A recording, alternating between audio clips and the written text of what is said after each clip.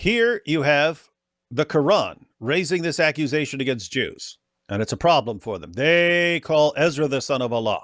And if a Muslim were to want to say, well, maybe it was just like one person or something like that, maybe that's why he says it. But it's parallel with Christians saying the Messiah is the son of Allah.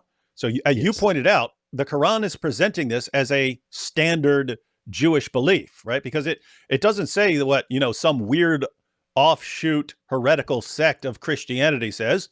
It says that Christians say that Christ is the Son of God. That's exactly what that is. That is basic, fundamental Christian teaching. So obviously, this is talking about Christians in general, Jews in general. It says that Ezra is the son of Allah. And what we're saying is, even if a Muslim wanted us to give the benefit of the doubt and say, oh, maybe it was just, even though it's talking about Christians in general, maybe it's just talking about one random Jew who said something weird one day. You pointed out the problem is in the Hadith, Muhammad himself said that at the judgment, the Jews in general, as one giant group, are going to be asked, what did you worship? And they say, Ezra. Yeah. And just think about one aspect here for a second. If it really were, if you want to disregard all of this, right, and you want to say, hey, no, this is clearly just about particular Jews who were, I don't know, they were there in the time of Muhammad, around him somewhere, I don't know, and they believed that Ezra is the son of Allah. Okay, let's say for the sake of the argument that is a possible explanation. Why in the world would Allah reveal the Quran, which is supposed to be Allah's message, Allah's revelation, Allah's guidance, unchangeable for all mankind, for all time, until the end comes? And by the way, this is a text, this is a revelation, the Quran, which Allah supposedly wrote in or authored or created in, or whatever you might say, created, or it is uncreated, but it existed with him.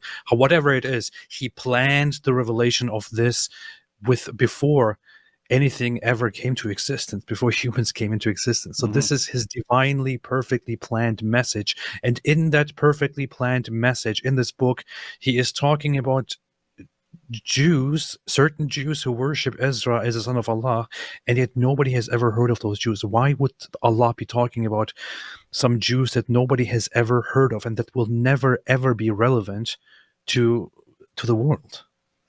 Yeah, that's a parallel problem with the passage in Surah 5 where Allah finally tries to describe the Trinity, the doctrine of the Trinity that people are supposed to reject.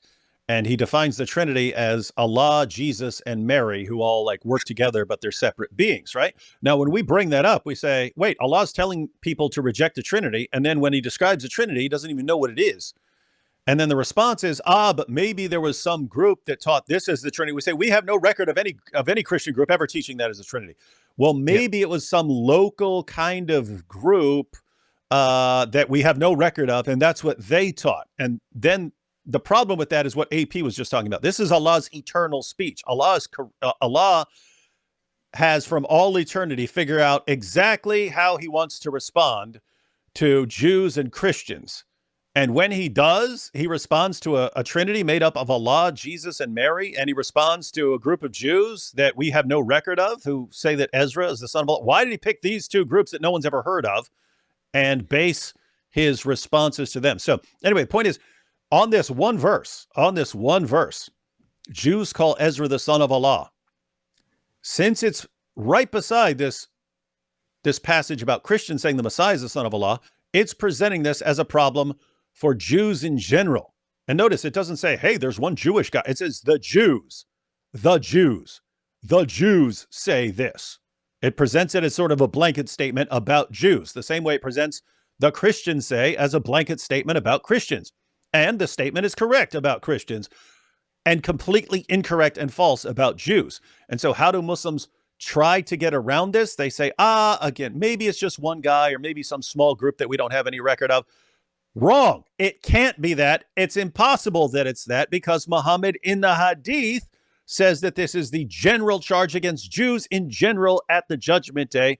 And on top of all that, as AP pointed out, that this is Allah's eternal speech. Why isn't he responding to mainstream Jewish misunderstandings or shirk or something like that? Why is he going to some group that no one's ever heard of or some person that no one's ever heard of? Makes zero sense.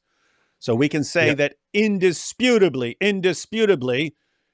this is false. If the Quran lays it down as something that Jews say, Ezra is the son of Allah, and we can't find any Jew who has ever said this, then the Quran is wrong. Guys, I mean, how much more wrong could something be? The Quran says, this is what the Jews say. They say it. And the Jews don't say it. Okay, then the Quran is wrong. I repeat, the Quran says, the Jews say. Do the Jews say that? No, they don't say it. So if the Quran's saying they say it and they don't say it, that's kind of an error, isn't it? Indisputable error.